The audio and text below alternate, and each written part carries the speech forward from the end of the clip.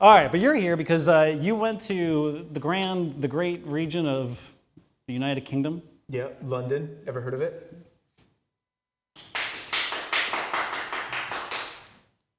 Okay, one person clapped, the other one didn't. One Brit. Oh, okay. Whatever that means. Yeah, I don't know. I'm from Western New York. Who cares?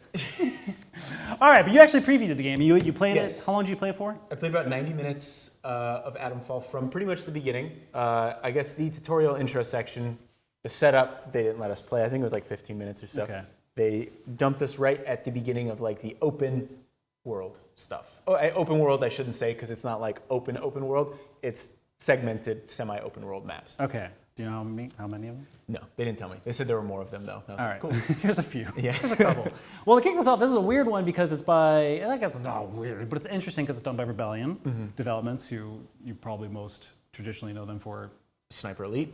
Like they've been the cranking sniper those games out for a very long time, and they're quite good. And they had one this year already, Sniper Elite Resistance, and now they're having Atomfall, which is a complete departure from those games, from what I understand. Unless there are comes out this month too. Comes out, jeez Louise, March 27th. Yep.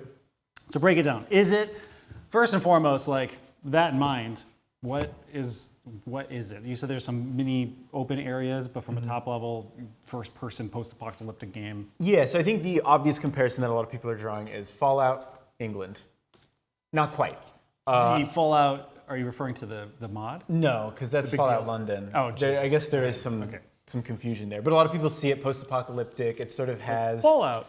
It has like iconic British things in it. You know how Fallout has iconic American things in it. So they're like, oh, okay, it's Fallout Britain. Is Marmite? Can you?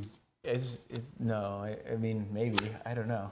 I thought Marmite was like more of an Australian thing. No, that's Vegemite. Vegemite. Okay, I don't know. They both suck. So you're not like doing your rations for Marmite. Not that I know of. Not that I know of. Okay. All right. But I would say, unlike Fallout, it is not an RPG, which I think a lot of people maybe assumed it would be, given all the comparisons to Fallout that were kind of flying around. But it is more like a survival game. I talked to the creative director. I believe his name is Ben Fisher, and he said they were taking inspiration from things like Metro and Stalker, which is a game that we've been talking a lot about lately.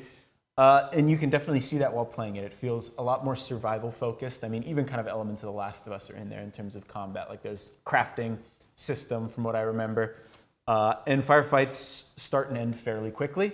You can go down pretty quickly. Enemies go down pretty quickly if you land a headshot. But bullets are scarce. So a lot of times you'll be using melee weapons. And the melee combat feels pretty good. It's not super robust. It's not super complicated, like something you might see in like Dying Light, Avowed, or even Indiana Jones, I think has more mechanics than what this does. But you can still throw your weapons at them. There's like a nice chunky feel to swinging the axe as it connects with an enemy's head or whatever. And you can kick. And you can kick. You can kick. I think I'll probably talk about later because I think that was one way that I kind of, what's the word? Not abused the game because that sounds weird, but exploited. Exploited the game. That sounds much better. I don't know if we want to get to that. No. But I think I already think it's an interesting comparison that it's not an RPG because I do think that's a hard thing to. It's the nature of games, I think, today when you see like big open world game and you're just like, that's going to be an RPG. So I will say there is a skill tree though, but it's fairly straightforward. I compared it more to you, I think, earlier. Compared it more to Indiana Jones' skill tree, where it's like not super in depth, but there are definitely skills you unlock that can affect the gameplay. Enough to tailor a play style that isn't. Yeah, like there's ones you can lean into that improve your stealth if you want to play stealth. But it didn't seem huge. Like it seemed like at least based on that section. Maybe it expands later. Maybe there's more that come. But what I saw, it looked like there was a reasonable amount of skills that you kind of pick and choose what you wanted. I read your preview. Oh, you did? A part of it. Yeah. And you said something that tingled something in me. Oh, I think I know what this is. Tingled my atoms. They didn't fall. Not yet. But you said it was a detective game. Yeah, so that's one thing that kind of, when I was doing the interview and when I was playing it, especially during the interview, that the director kind of hammered home was that the way they've structured objectives and missions in this game, it's not like a Fallout where it is like, here's the point on your map, go here, talk to this person, they're going to give you the objective, go here, kill these enemies, go back, get the reward. Instead, you're picking up clues, and it's more like an investigation. It's more like a detective game is kind of what they were comparing it to. The mission structure is very loose. Like very rarely when I played was I like told to go to this specific location, and when I was, it wasn't marked on the map. I had to like pull it up, kind of cross-reference and figure out, okay, they're talking about here, so I should be going here. And then when you're there, you don't always really know what you're looking for. I mean, you know you're looking for clues, you're looking for answers, but there's not like, oh, pick up this note on the desk, and that's going to tell you what to do. There might be a note on the desk that will tell you what to do, but you kind of have to put that together. There are ways to mitigate this. If you're someone and you're like, that sounds terrible, they have accessibility options that let you adjust. So if you just want the game to tell you exactly where to go, you can do that. But based on what I played, I think that's one of the more interesting things about this. 100%, at least to me. It feels riskier, you know? It feels like it's kind of trusting the players to figure it out on their own. I was going to say, I like the post-apocalyptic genre as a whole has been rather tried and true and done to like death and back in many different ways and we have so many different variations in games of that. It's no wonder that when you look at something like Atomfall, immediately people are like, British Fallout. Yeah, like even like you see the phone booth, you know, the red phone booths, and it's like, oh yeah. Yeah, exactly. And like, I mean, even Metro and Stalker is an interesting comparison because that is so much more, I don't know, militant and like and dire in ways. Then that has managed to separate itself from that sort of a cliche or genre. What is Atomfall doing? Because it sounds like it's like somewhere. It's interesting that people are seeing it and like immediately jump to the Fallout conclusion, but then all of a sudden it's like no, it's like a Metro Stalker thing. So seems like there's some sort of interesting thing there. How's that working? Yeah, so actually playing it tonally, it feels very different from something like Fallout. Okay. Fallout has that dark humor. Like you're saying, Metro and Stalker feel more like milsim. Milsim post-apocalyptic games. While this kind of seems like it's somewhere in between. Like it has that weird, quirky stuff that you expect from a Fallout game. Like, you know, those telephone booths are just in random places. And I walked up to one and someone called on the other end and there was like a very cryptic message or like dialogue sequence that I had with someone on the other end. And it's clearly setting up some mystery, some narrative payoff down the line, I think. So it has that weird stuff, but it doesn't feel like a, it doesn't feel like it's criticizing or making fun of. Sure. Yeah, it's satirizing. Satirizing. It's not satirical. Satirizing. That's the word. Satirizing. I think that's the word. Sure. And then on top of that, I think talking to the director as well, they really wanted to take inspiration from 1950s and 60s British pop culture at the time, like speculative fiction. Doctor Who is a big influence. It doesn't look very Doctor Who. It looks very gritty. Well, but I don't watch enough Doctor Who to you know confirm or deny that. But that's what he told me, and I was like, cool, that's sweet. That makes sense. Great. And then like John Wyndham novels and stuff, cool. which I haven't read any of those either. But I was like, cool, yeah. But the result makes it feel like so it's really British. Yeah, they wanted it. But you didn't find Marmite. But I didn't find Marmite. Maybe but I didn't look that hard because I didn't care. There's another comparison to this and Stalker that I thought of, and that is that they are both kind of alternate, like reality takes on real life events. I mean, same with Fallout, kind of, right? Yeah, I guess that's true. I mean, I guess Fallout's like more. Yeah, I suppose. I mean, the bombs didn't actually drop in that way, but like in the way that Stalker is, you know, like almost an alternate reality of what happened there and all that nonsense and Chernobyl and all that jazz. Where this is, what's the wind? You said there's a wind thing. It's like the windfall thing. Do you guys know British people? Do you know about that? The windfall fire. The wind fire. What's it? Are you talking about the nuclear thing? Yeah. The windfall fires. We'll have him fill in later. You're thinking about Grenfell. Yeah. Well, we'll have the historians come on later and talk it's about in my preview. I referenced it in the preview.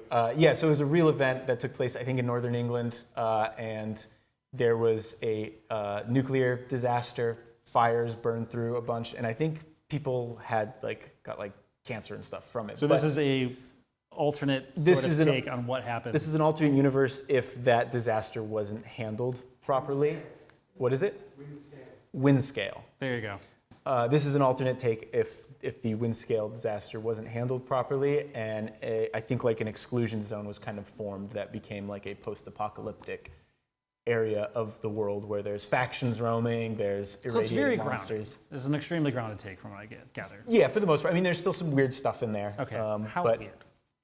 I mean, I feel Like whimsy weird. Like I know Fallout is like its own brand of like cartoonish sort of. I don't think it takes it that far, at least based on what I played. But there are some weird stuff. Like you've got like irradiated zombie-like creatures, kind of like feral ghouls from Fallout. One of the factions that I was interacting with the most, like believed that the soil was a god, and like they were praying to the soil, and it was like weird stuff like that. Didn't you say that like weren't you talking to a developer who like had mentioned a specific faction system that they were really inspired by? What one was that? Fallout New Vegas. Fallout New Vegas. Yeah. So even though it's not A Fallout. Fallout game, when I talked to the developer, I was like, okay, there's a lot of comparisons with Fallout. Like, how would you say it's different? And he was like, well, I mean, it's hard to get away from those comparisons because in a sense it is. But he said the thing that they kind of looked at the most from Fallout was that New Vegas faction system, because apparently there are multiple factions in this game that you can interact with, and your standing between them can change, and I think that can affect like the trajectory of your quests. Okay. Like I said, I only played 90 minutes. I didn't really get to see the full scale of that and what that means. I only saw, I think, 1 or 2 factions, and I was not friendly with either of them. Sweet. Yeah. So, combat. We'll wrap it up with combat. Yeah. It's a Sniper Elite developer making a game that is Not like Sniper Elite at all. not like Sniper Elite. It is a first-person survival crafting game. Like I said, there are firearms, but ammo's pretty limited. I rarely shot enemies. I did a lot of melee combat because, at least in that build, from what I remember, melee weapons don't break. So if you find an axe, you can continue to use the axe for as long as you want.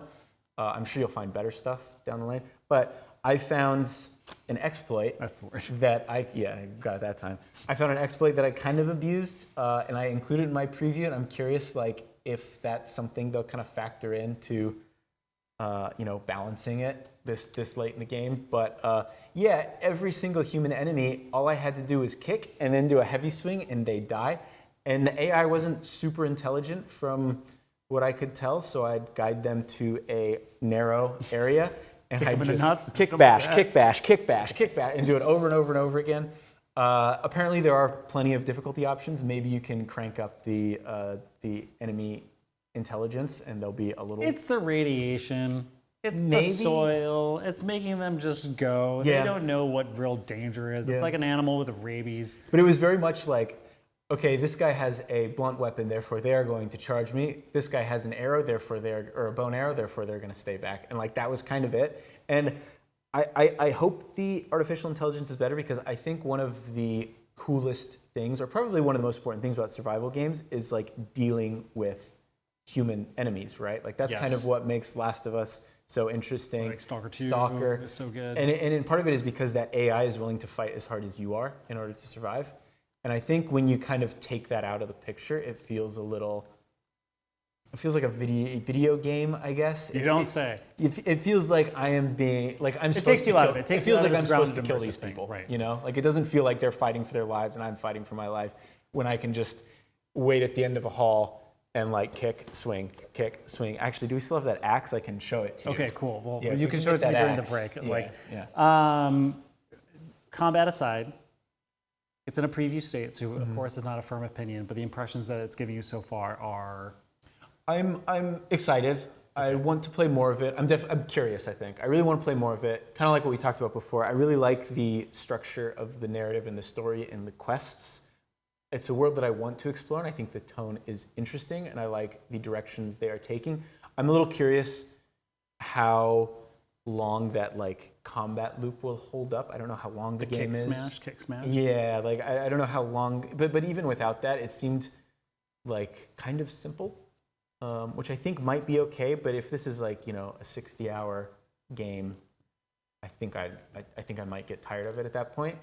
But who knows? Like I said, I only played the first 90 minutes. There could be more mechanics that get piled on, more weapons, more interesting enemies that you fight. I mean, one enemy that I did fight was a giant robot that I could not figure out how to kill. It just kept kicking my ass. So finally, So no kicking, smashing. I could not do it to the robot. but I couldn't kill it either. Like it had weak points, I just didn't have enough ammo. So instead, I had to use the stealth to kind of get around it and loot the sort of dungeon and pick up some critical information before I left. Do they ever explain what an Atomfall is? Not from what I played. Okay. Can an atom fall? If an atom falls in the woods and no one's there to hear it, does it fall? Technically, yes.